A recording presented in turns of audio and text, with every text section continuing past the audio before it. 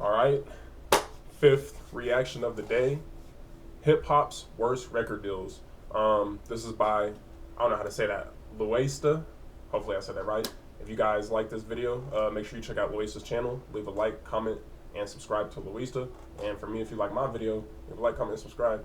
By the way, anyways though, let's get right into the video. If y'all don't already know, these record labels, they be scamming everybody. So let's see what they got to say. You spend your whole life chasing your dreams, pursuing what you love, and becoming the world's next big thing, just to be exploited and left with little to nothing. Since the beginning of the music industry, major record labels have taken advantage of ambitious young artists, suckering them into contracts disguised as a gateway to fame, but ultimately leaving them shortchanged. Rappers have been no exception. The hip-hop industry is often known for taking advantage of numerous young MCs who lack knowledge about money and law, and left them stuck with some really bad contracts. My name is Luesta, and these are the worst record deals we've ever seen through hip-hop history. The horror stories of artists like Lil Boom, who took a ridiculous $7,500 advance and partially forfeited his rights, might lead you to believe that these atrocities could never happen to the biggest names in the game. However, cases like NBA YoungBoy prove that it doesn't matter how many times you're the #1 streamed artist on YouTube, and that it makes no difference if you were roped into signing a bad contract to begin with. I'm sure you all know who NBA YoungBoy is. The Baton Rouge rapper took the world by storm with his gritty and painfully honest tales of his life in the streets, and has refused to let go ever since. He has more than 30 billion total streams and over 100 RIAA certified releases, including 3 platinum GOAT or double platinum albums. But despite his success, why be better? He's only received a fraction of the reward, cementing his story as a cautionary tale for artists on the come up, and yet it's still not even close to the worst one in this video. Once YoungBoy rose to the highest peaks of the industry, OGs and media figures started looking at his deal and realizing that he wasn't getting what he was owed, which told them everything they needed to know about how the rap game is run. Why did Atlantic basically tell YoungBoy, listen, after 22 albums that you dropped in a time period where we only contracted you to do 5, we'll negotiate and give you this amount of money, but we ain't giving you a part of your masters back. These are real things. What does that mean? When YoungBoy started, he's 17, he's 22 now. You understand what the going on? He's just putting out music. Even you look at the guys now, that's probably big. Y'all, listen, I'm not gonna lie, I fall victim to this too. Hold on, because this is serious. I don't know why that just did that, but anyway, this is serious though, like on some real shit. Read your contracts, bro. Like, even if it's just an apartment lease or like a job application or whatever, read that shit. I don't be reading it either, but like the other day, because I was watching another video kind of like this, and I started learning more about like rappers' contracts. I'm like, damn, I need to start reading these contracts, because this is how they get you. Because a lot of the time, bro, if you know money is coming your way, you just, nigga, fuck this, I'm signing that real quick. And I get it, we're human, bro, we want money, but read your contract, bro. Read it. Right now with social media, I just don't let these rich people capitalize off of you. At NBA YoungBoy, he's the biggest YouTube influencer for his music. He did a deal for $2 million for 5 records. So think about that. You got the money up front, but imagine what they get. We have to teach that to the next generation. Look at the bigger picture. Don't just look at the now. At a certain point, YoungBoy woke up, realized how unfair his deal was, and started fighting for his release. Beginning with this simple post on his IG story from July of 2020. Talking about Atlantic. I said they can have the next 4 albums for free. All I want is my masters, and I still got told no. Dirty game. Among the top artists on streaming services today, Atlantic Records knew what they had and started getting creative in terms of how they classified his projects just to extend his time there. Atlantic's making a killing off him. But of course, the greatest thing they do is they only called 3 of them an album. Now in recording contracts, this is how it works. YoungBoy's dropped way more than 5 projects. Now why is he dropping those projects? Because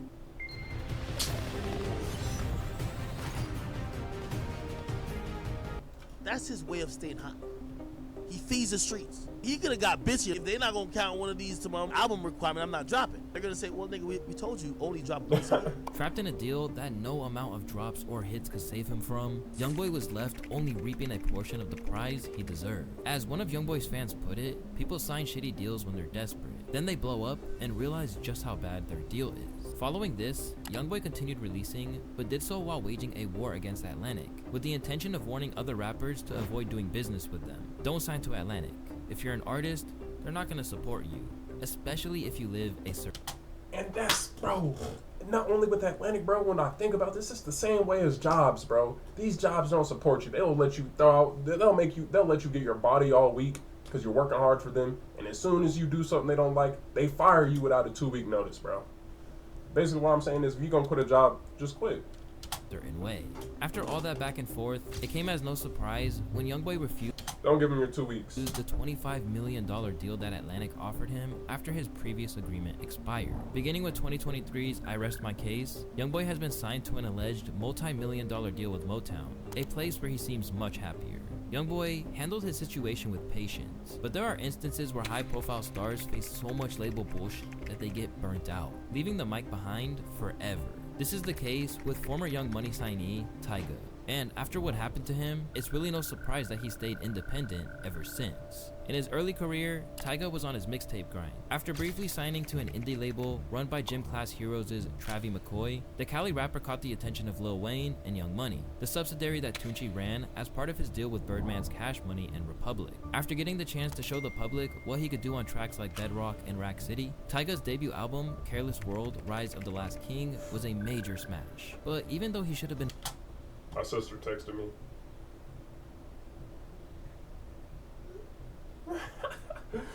flying high, what the young artist didn't know at the time was that he was being screwed over big time on his label. After he decided to leave the label before the release of his 4th album, he was about to realize how much he messed up back then. Because as he prepared to leave Young Money, it would majorly cost him. I'm on the road with Wayne. He's recording Carter 3, so I'm just in the sauce right now. We did Bedrock, and it's like, you know, you got to sign. This gonna be the single. I was like, all right, cool. So I signed. I didn't even think about it. I didn't think twice. I had a lawyer, but like my lawyer at the time was the same lawyer that was representing Cash Money. It was already a bad thing from jump. I'm 17, 18, so I don't really know nothing about lawyers, and then I'm just like, cool. I'm rocking with Wayne. I'm on the bus with him every day.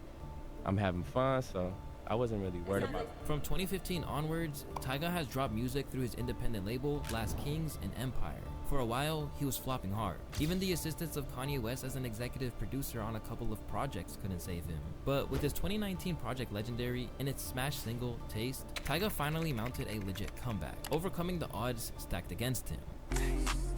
She can get a taste.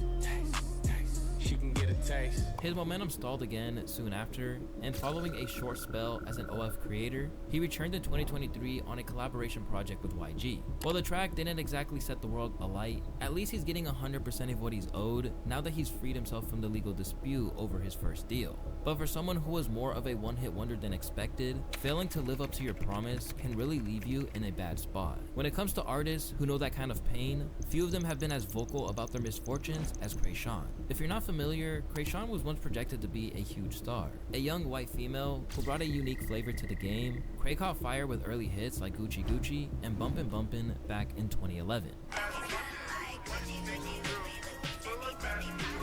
Today, a lot of fans feel that, for better or worse, these tracks were ahead of their time and hinted at the direction music was heading in.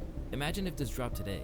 TikTok servers would overload and explode. Courtesy of her huge momentum, the polarizing rapper found herself with a deal from Atlantic, a repeat offender in today's video, and as you'll see, they will only get more and more ruthless. After she was given a $1 million advance, it would take until September of the following year for her debut album, Something About Kray, to drop. It peaked at number 112 upon release, and the only tracks that made any impact had already been released. It was simply a flop, perhaps one that people should have seen coming. After this short-lived adventure, people swept her aside, and she went largely undiscussed. Today, she has yet to release another project with the label. Since then, Kreayshawn has rallied against the contract they put her in, and claimed to have seen almost no money for her most successful tracks. Playing Gucci Gucci, playing Go Hard, that shit don't go to my pocket. You don't get any money from that? No. Not any, like, oh, you get a check for $100. I literally get a check for $100. Literally. Yeah, from ASCAP like every 3 months. To make matters worse, Kray wasn't only losing out on money, but That's in turn owes thousands to her label even as Gucci Gucci reached platinum status in 2023. Crazy that I will owe Sony $800K on one album for 10 plus years. It's sounding fishy. I know they're eating off me till this day, but platinum, still in the same money debt? 10 years? Math, not mathing. Here's more numbers. I swear my debt started at 800K when I saw it 10 years ago, and it has barely changed. Sometimes I even swear it gets higher. In Krayshawn's case, we see what can happen when an advance is never recouped. She's now stuck trying to free herself from a debt she could never repay. However, not all issues with labels stem from money. For some, creative differences can create even worse predicaments. And for Lupe Fiasco, this was exactly what he dealt with under Atlantic. Way back in the day, Lupe was just a spitter from Chicago who seemed like he was next up. Renowned for his incredible technical abilities, Lupe made good on that promise with his debut album Food and Liquor and its follow-up The Cool, which gave him the biggest hit ever on the Matthew Santos-assisted Superstar. Yeah, a fresh, cool young Lou trying to cash his microphone check 212. Wanna believe my own hype, but it's too untrue. Now that he had given the label a taste of the commercial success he could bring them, they wanted all they could squeeze out of him. In turn, this led to their relationship falling apart and one of the most talented spitters of a generation getting majorly mistreated by his label. I once asked Lior for my masters in exchange for signing a 360 deal, and he said, "Do I want them in a suitcase to carry around?" A greatest hit from among all the other wild stuff some of these white record execs have said to me with a straight face in private. Around the time he was crafting his third album, Lasers, the label started putting major pressure on him to get things moving along. The whole relationship was disintegrating because he refused to play ball with their demands. I was also told, because you didn't sign this 360 deal, you may or we may or may not push your record. So when Shining Down came out and you didn't hear it on the radio station, it's because they never took it to a radio station. As things continued to get tense, fans even organized protests outside of their offices to force Atlantic to drop the project. Yet, Atlantic continued to screw him over, even taking the original version of Airplanes and giving it to B.O.B. instead. Bro, Atlantic, you guys are the devil, bro. I swear to God, you guys are weird. I'm not even no music artist, and I'm saying is like that's crazy, bro. How y'all be playing these people? You guys are so weird, bro. Like, that's actually fucked up. Instead, robbing him of a hit song. I jump to defend, I'm waged with a page, my pen's mightier than them, and I got missiles on the stage. Lupe would see continued success with the label, including a #1 album and multiple projects, but was ultimately forced to sabotage his career to regain his freedom. Around like lasers, I knew that there was gonna be some bullshit. So I was like, you know what? I will never, ever, ever, as long as I'm on this label, give this label like my heart, like what I really. If you work with somebody, they have to like show you some love, right? So I took a L. Since 2017's Drogas Light, Lou has been dropping what he wants, and fans can rest assured knowing they'll get the rest of his projects in all their intellectual glory. But he's not the only artist who had to scratch and claw to regain their artistic freedom. In the case of Megan Thee Stallion, she was cheated out of millions before she could call her music her own. Signed to the label 1501, owned by former MLB player Carl Crawford, Megan's early career was regularly stunted by 1501's micromanagement. Before long, her annoyance churned into internet outcry. I want to tell y'all that 1501 trying to tell me I can't put out no music. Y'all don't see no music from Megan Thee Stallion? It's because 1501 don't want to drop that music. I know everything that was in that contract. So when I got with Rock Nation, I got management, I got real lawyers, and they was like, do you know that this is in your contract? And I was like, oh, damn. As Meg attracted more fame, she earned a management deal at Rock Nation. It was during the legal battle to get her out of her contract that its corrupt elements began to reveal themselves. The lawsuit spells out what Megan considers to be the worst parts of the deal she has with 1501. She says that she got a $10,000 advance when she signed, and that the label gets 60% of her recording income. Of the 40%, she still has to pay engineers, mixers, and other artists who featured on her tracks. Megan says they're supposed to give her a statement on what she's owed, but that their accounting has been purposefully and deceptively vague. The suit went on to reveal that Megan has over 1 billion streams and 300 individual track downloads. That translates to around $7 million, while her ex-label has only paid her $15,000. After a lot of back and forth, Bro, it's actually crazy. Like, these labels, like, how can you make so much off of somebody and genuinely not care for them? Like, that is so fucked up. They finally settled things in 2023, and by October of that year, she announced the launch of her very own Hot Girl Productions, backed by a distribution deal through Warner. Megan's online tirade, backed by her massive success, landed her a pretty admirable outcome. but other artists have had to take much more extreme measures to get their way.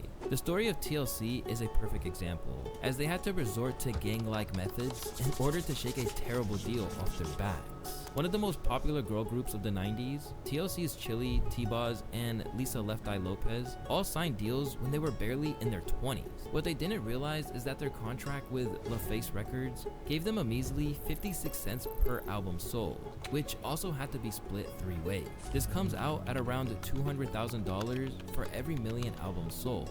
On top of that, TLC received delayed royalty payments and eventually had to file for bankruptcy despite having grossed millions. After staying silent on the matter, TLC finally hit a breaking point. After they swept the Grammys, they explained that they were in a bad spot and how they ended up in it. I'll put it to you this way. We are the biggest selling female group ever. 10 million albums worldwide. We have worked very hard. We have been in this business for 5 years. And we are broke as broke can be. I can't go into everything right now, but trust me, you can sell 10 million albums and be broke if you have greedy people behind you. Well, you know, contracts and stuff is kind of hard to handle business when you're stuck in contracts that say certain things. It didn't take a heated phone call or hiring fiery lawyers. The ladies of TLC took Clive Davis, the head of the label's parent company, and held him hostage to negotiate a better deal. We held the record company hostage with guns with bullets, because TLC had generated $75 million on Crazy Sexy Cool, and they gave us $50,000 a piece. And I was like, what the hell? So of course, Lisa was the ringleader, we had a limo driver, and he was the getaway car. The story immediately made headlines, but I ain't gonna lie, bro. I'm not saying what they did was right, but that's what bro did. I'm happy that they did that. And with the insane actions that TLC had to take, young artists continue to fall victim to contracts like these. For example, NLE Choppa became one of hip-hop's biggest hypocrites after the label got to his head. And if you want to hear about that story, you can click the video on the screen. Activating beast mode. Tell me what y'all think, man, because to me, that shit is actually crazy how they be scamming these artists, especially these artists, like how well that they're doing and how well that their music is. Like, that's so fucked up. How can you just treat somebody like that? I don't know. I guess I got a bigger heart than these big CEOs or whatever. I don't know, man. But that's what bro gets. Yes, it's wrong to hold somebody hostage. I'm not saying what they did was right, but that's what he gets. Y'all like the video? Leave a like, comment, subscribe. Again, let me know what you guys think about the whole situation with these record deals and all that. I don't know, but y'all have a good day.